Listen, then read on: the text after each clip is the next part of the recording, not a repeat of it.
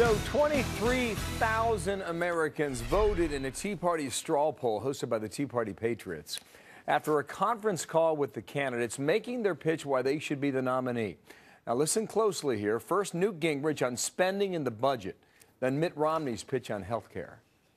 I think it'll take about 5 years, but I think in a 5-year period, we can reduce government, we can reform the entitlements, we can cut taxes to get the economy growing and put people back to work, which is a big step towards balancing the budget. You get people off Medicaid, get them off food stamps, get them off unemployment, get them back to a job paying taxes. Governor Romney, how will you achieve the repeal of Obamacare?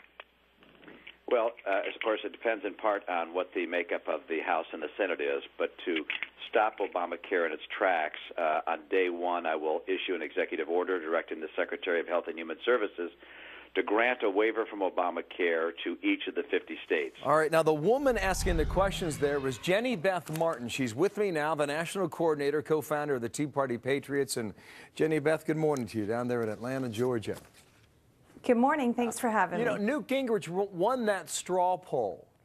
What was it about Gingrich's pitch that put him over, or put him in first place? You know, we didn't ask why people voted for it. I think that they voted for him. They're looking for the candidate who is going to return fiscal responsibility to our country. And right now, all of the Republican candidates are campaigning on it. And I think as they're making these decisions, they're doing it from a strategic standpoint as to who they think will best be suited to vote to beat President Obama come next November. I think any of the candidates can beat President Obama. So we need to be looking at the candidate who is best suited to restore fiscal responsibility to our country. I got you. I can understand how that would be especially a priority of Tea Party members. But they voted for Gingrich, but they were most enthusiastic about Michelle Bachmann. Explain that. That's correct. And again, I think they're probably looking at, okay, when I vote, who is going to be best suited come next November? But they know that Congresswoman Bachmann has been fighting for the same things we've been fighting for nearly 3 years. And they know that she's dependable and that she is a strong fighter. All right. Do you get the sense that she's making a move right now, or is she making a move that might be too late?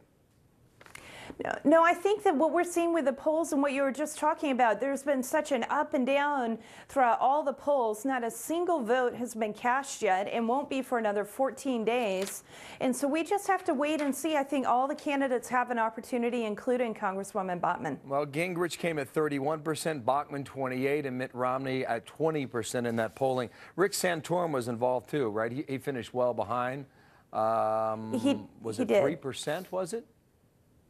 I think he was a little bit higher than that, and the 4 that you just mentioned were actually on the call. The other 3, Ron Paul, Rick Perry, and Huntsman, were unable to schedule it so that they could be on the call. Ron Paul got 3% of the vote down there, not Rick Santorum. Steve King is a conservative Republican from Iowa.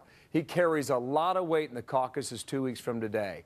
And he was talking to your members the other night, explaining that there is no perfect selection for the Republican nomination, saying that person does not exist. How did your members take that? I think that's how most of our people feel. I've heard one person say that she wishes that we could have a Mr. Potato Head and put different components of each candidate together. But we can't. We've got a field of candidates and we have one vote, and we're going to have to vote for the person we think can best do the job. So you got a green ear on the right side, and what, you got a pink nose, or what does Mr. Potato Head look like? Yeah, something along those lines. Are you going to be okay with that? Well, it's the way that our system works, and the one thing that I think that I can be very optimistic about is the people who are involved in this movement and the Tea Party movement around the country. After the elections next November, we're not going away. We're going to hold these people accountable and make sure they keep their promises. What I find interesting is that you're not endorsing anyone. Why would that be? We're not endorsing because we don't want the government telling us how to run our lives from Washington, D.C. here in Atlanta.